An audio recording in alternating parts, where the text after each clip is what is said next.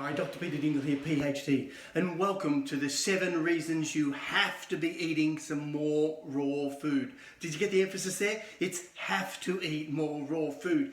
And you'll probably go, oh no, what does raw mean? I'm going to show you some really simple things because normally I'd film it in my office or in a convenient place. Today I thought I'd show you raw food in the kitchen.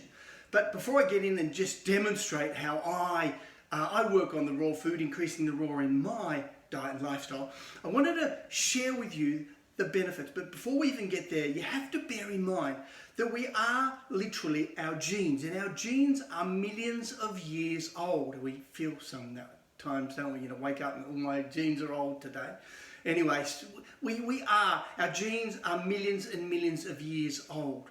And the unfortunate thing is that we're now looking at the diet that we're eating now in the 21st century and saying, well, that's normal. No, it's not, you see. Probably about 1% of our genetic evolution has actually been with a little bit of cooked food in it. A little bit of cooked food. That's what you always hear about the paleo, okay? The paleo diets, that was the introduction of cooked food, maybe probably 50,000 years ago or something like that. But it was only always a small part of the diet. Then came 21st century, and now we live, or many people live, on what's called an ultra-processed diet, where they no longer eat any raw. And no matter what you do, you are not going to be able to get well eating an ultra-processed diet. I'll talk about what that is later, but you'll get it. That's all the packaged foods. If it doesn't look like it came out of the garden, out of the veggie patch, off the fruit tree, or out of the ground, then it's probably ultra-processed foods. Now, with that in mind, we have always been raw food eaters. So historically, our digestive system, our metabolism, all our genes are geared towards getting raw food. Now, if they don't get that raw food and all the nutrients associated with that raw food, then they literally can't do what you need to do to maintain optimal health.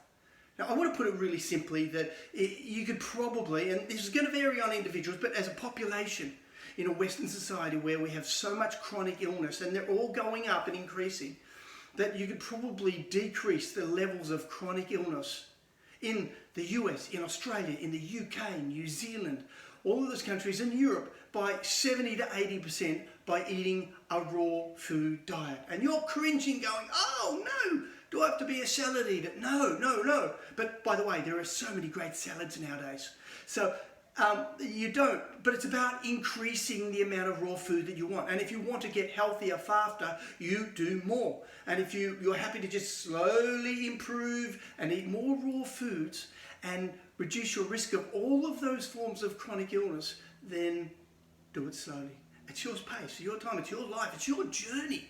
And that's what this is all about. I'm encouraging you, I'm sharing with you the information that can make an absolute huge difference in your life.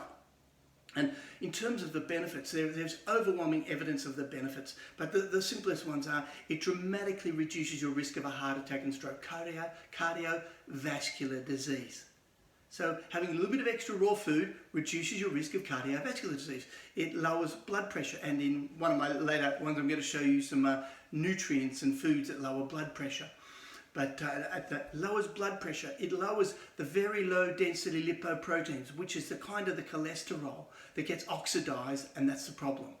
Okay, it literally lowers the blood lipids, the fats, what we call the triglycerides, and it improves artery health. So you can actually, with raw foods, unblock your artery.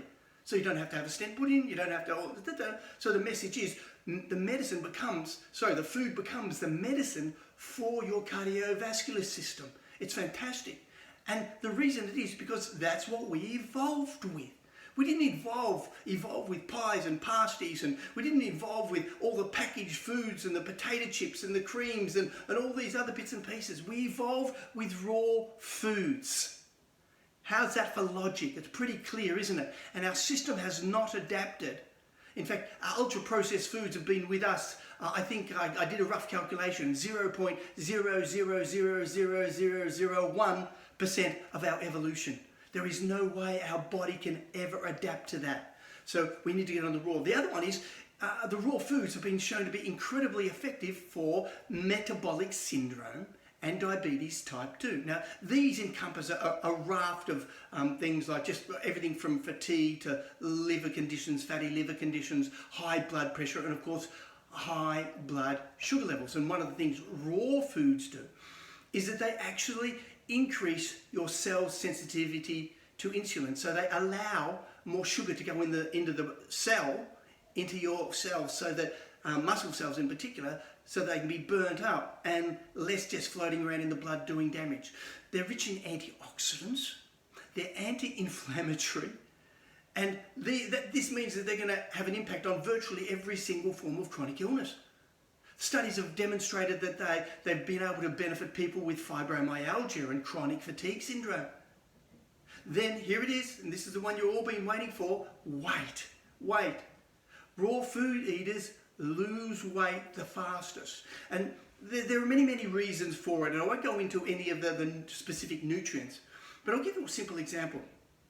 You come home from work, school, wherever you've been, and you're starving hungry, and oh wow, you look over there and you go, oh, there's a bowl of apples. You get really excited, you love apples, okay? There's a bowl of apples, and you pick up the apple and you go, wow, I'm going to eat that. By the eating of the first one, you probably won't go on a second one. Very rarely will people eat 2 apples in a row. Because one of the things about the foods you eat that are raw is that they send messages to your body. There's 20 or 30 different receptors in your digestive system that are telling you about the types of foods and what they do and how to feel, everything. And so the apple, as soon as you start eating it, sends messages say that that's enough. You only need 1 apple, maybe 2 apples. Whereas I could probably get you to have a dozen or more apples in one setting if I process them. It's called an apple pie. Bit of pastry, dozen apples cooked down in there, bit of sugar, bit more pastry, all that stuff, cook it up, bring it out, and you can sit down and eat a whole apple pie, which is a dozen apples. What's the difference? They don't send a message that you're full. Now, there are lots of other problems with cooking food, but having the apple, having the raw food, and does that mean you've got to be a carrot eater and a cucumber and a celery eater? No. But it means some simple changes, really simple changes. One of the things I used to love growing up, and this is a smaller version, growing up, my mum would always cut celery on a hot day, and we're pretty hot over in Melbourne and here in Perth in WA, Western Australia. And we would literally just put the celery in there, and the kids would walk around, and every so often we'd just dabble in, go there and crunch on a piece of celery. What a simple way to fill that appetite, get the nutrients, and of course get more and more raw food into your diet. So these are the simple ways. So weight loss, it's fantastic for weight loss. You want to lose weight, have a little bit of raw food beforehand. Now, they're kind of the health benefits of it, but there are so many other benefits of raw food, including it teaches you to eat slowly. And your digestion loves eating slowly. You want to digest properly, you want to start reducing all those digestive troubles you've got, then eat slower. Take your time, take a breath, which is pretty well what I don't do when I'm talking, and chew on the food slowly. And raw food, you tend to eat a little bit. You don't go gob, gob, gob, gob, gob. Whereas I've seen people sit down to this baked and cooked breakfast and they'll eat it 30 seconds, a minute later, it's all gone, the whole plate, and they'll look and go, who stole that from me? Yeah, it's just stolen into the mouth, isn't it? So raw food enables you to eat a lot slower. Now here comes the real benefit of raw food, is that it's got its enzymes. Now, there are lots of facts about enzymes I'll share with you at a later time, but enzymes are what we call the life force. They keep you going. Everything we do, all the movements, every single thing I'm doing, there are thousands of enzymes working in my body right now. And the ones you'd be aware of are the digestive enzymes. And all foods come with their own enzymes to digest themselves. So it doesn't mean you have to. The foods do it for you if they're raw. But they break down, the enzymes are pretty complex proteins, and they break down at 48.5 degrees. So if you heat anything up above a really light steaming, then those enzymes are going to break down. You boil it, you bake it, you cook it, you fry it, anything like that, then you're going to actually lose those enzymes, which means your foods take they're a lot harder for you, a lot more effort to digest. and your pancreas has to actually stretch and work hard. The average Westerner's pancreas is 2 to 3 times the size of a raw food eater, and they've done experiments on mice and rats and other animals, and raw food eating animals have a much smaller pancreas, because the pancreas produces the enzymes to digest the food. And if you're always producing enzymes to digest the food, you have an inflamed pancreas, and your pancreas gets run down and tired and exhausted. And so raw foods come with their own enzymes so that your body doesn't have to produce the enzymes to break it down. I'll give you a simple example. Catspin, it's in meat. So I'm not saying eat raw meat, but what do you do to tenderize it? You bang it. And when you bang the meat, it breaks open the cells. So the catspin, which is an enzyme, starts to break down the meat. You leave it there for an hour, half an hour, something like that, and it makes it more tender. That's because the enzymes are working. There's another really good situation, or really good enzyme.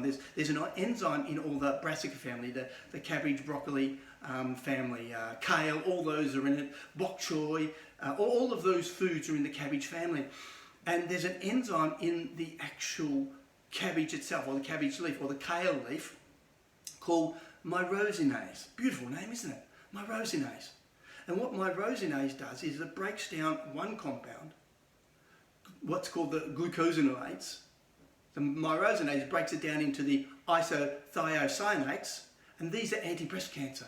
These are the most anti-breast cancer foods that you can actually get. So having raw cabbage, having raw broccoli, having raw kale, having raw rocket, another name for rocket is arugula. Having all these, a little bit of raw means that you're actually getting, the myrosinase is converting it into this beautiful breast cancer and prostate cancer food. A food to actually reduce the risk of it dramatically. So what a great idea, but it only happens in raw food, because if you cook it up, it can't be converted. And what happens is you then have to rely on the gut bacteria to convert it. So you've got the enzymes help with the gut cleanse, all the enzymes in your food. So, by the way, there are some really rich enzyme foods that you'd know, like pawpaw, mango, miso is, soya sauce is, they're rich in enzymes, so you can add them to food to help with the digestive process. But these raw foods also increase stomach acid production. They send messages to the body that the food's coming in, whereas at the moment, when you're having processed foods, your body can't actually understand what the message is.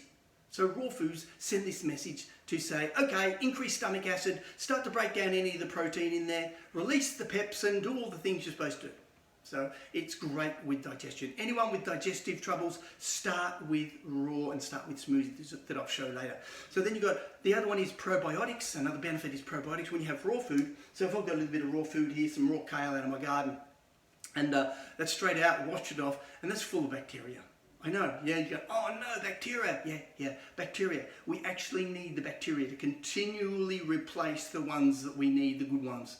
Obviously, if there's anything, big nasty things growing, I'll wash it off, cut it right off and so on. But I get replenishment of bacteria from here. And another example of this is the fermented foods that multiply this by 100 or 1,000 times. So you get probiotics. And when you have raw foods, you've got more prebiotics, which are the foods that feed them. A good example is any of the foods that you eat. A carrot, for example, when you eat it, it's a little bit, it's not sweet. When you cook it, it's sweeter. It converts some of those fibrous materials, the prebiotics, into more sugary substances. So we lose some of the prebiotics, and the prebiotics are what feed the bacteria, the gut bacteria. The fiber is what feeds the gut bacteria and keeps your gut healthy. So that's what we're after.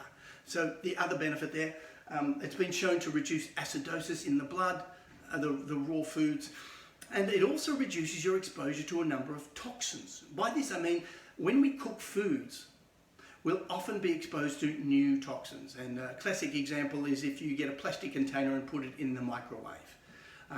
Plastic containers in the microwave, the plastic particles coming off, phthalates, the BPA, the BPS, and all these other chemicals will go into the food. So when you read microwave safe, it doesn't mean anything to do with the food, it's just the plastic won't break down physically in front of you. And so cooking processes like microwaving anything plastic, overcooking things, barbecuing, you end up with a group of chemicals called PAHs. polycyclic aromatic hydrocarbons, which are known to cause cancer. Many of the same ones you would get in tobacco smoke. You'll also find under certain conditions you can produce a group of chemicals called nitrosamines, which are linked with cancers, many types of cancer. So the cooking process actually can exacerbate the toxins in the food. You can also get, in terms of cooking materials, if you cook with Teflon, you're going to get the PFOAs, the perfluorooctanic acid, and so on coming out and going into the food. So, you know, if you are going to cook with safer products, but at this point, what we want to do is show you the benefits. By having raw foods, you don't get exposed to these excess toxins in our food as a result of the cooking process. And then the last thing is that cooking can sometimes, well, in most cases, you'll lose some of the nutrients in it. Water-soluble ones, you can lose 70-80% of the B, vitamin C ones. If you overcook things, you can lose 20%. You lose the minerals in some of the water if you're boiling foods and things like that. So you can lose a lot of the nutrients. Now that doesn't say cooking has some benefits, but understand raw has many more. So I want to encourage you to have more raw foods. Now a bit of a summary, and you'll see some more information on that with the links below. However, I want to demonstrate what we would typically do. Apart from having always a plate, this is our kitchen here, we've always got a bowl or two of fruit and veggies and stuff outside. In the fridge is full of it, and we regularly go and get so much food that we have huge amounts of raw food in our diet. We cook as well. Please understand that. But I cook nutritious foods as well. So when we go raw, the normal way I go raw is simply by doing a smoothie. And I love the simplicity of smoothies. I love the fact that you can actually, get something here, start, and in 3 minutes time you've actually completed a raw food meal. And it's, to begin with, all I do, one of my favourite foods, some seeds, linseed, also known as flaxseed. Yeah, put in a handful of that, brilliant gut food, brilliant for omega-3 fatty acids, brilliant with all the fibres. A couple of almonds. In fact, probably threw in about 7 or 8 just then. Some sunflowers. This is just showing you how easy it is. Some sunflowers, 25 of those. No idea really how many, but some went in. And for me, it doesn't matter. I just put that in, and I know the big foods later on are going to make the difference in the taste. And so my favourite at the moment is we've got some delicious, absolutely delicious pineapple. Put the pineapple in there. Pineapple is full of enzymes, which you heard, digestive enzymes, so it helps with the digestion process. Raw food is just fantastic for improving conditions of anyone with digestive troubles, which is about 90% of our culture and our society. So I put in there, I've got 3 different types of kale straight out of my garden. Just a leaf or 2 of each. Whack them in, remember, rich in myrosinase, the enzyme that makes these anti-breast cancer and anti-prostate cancer. A couple of other greens, including some parsley. I've even got the top of the stems of a little silver spinach plant that are growing. And of course, some chopped up celery. That is literally the ingredients for my smoothie. And all I do now is to get that going, up and running. And I'll talk to you while I'm getting some more water over here. And there are so many benefits of having raw food. Pour in some purified water that's been remineralized and alkalized. There you go. And it's all ready to go. The beauty of this is it will take about another 1 minute now. You saw them put it on. A little bit noisy in the background, but I'm happy to put up with that.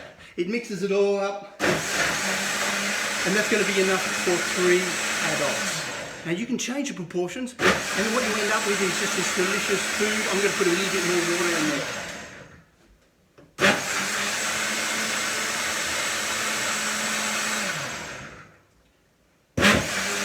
And the whole idea of raw food is that we've gone from a population base where everyone always ate raw.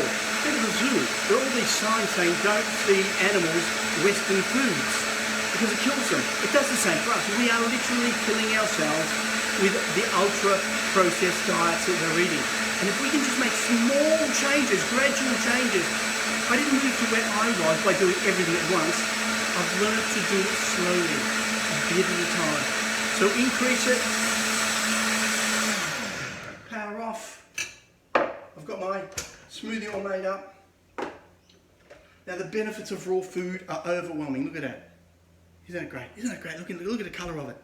Now you can make it any colour you want. If you've got children, kids, grandkids, and we've got grandkids and they love the chocolate one, so we do some raw chocolate powder with the nuts and the seeds and the dates and the other things and some good, extra goodies thrown in there too. Here's cheers, and I hope you got a lot out of this because raw food can make a big difference to your health. And check out the links below because there's a lot of information on our natural remedies report, and I'm going to be posting more and more information as you pick up this and start changing our lives to be healthier. Cheers.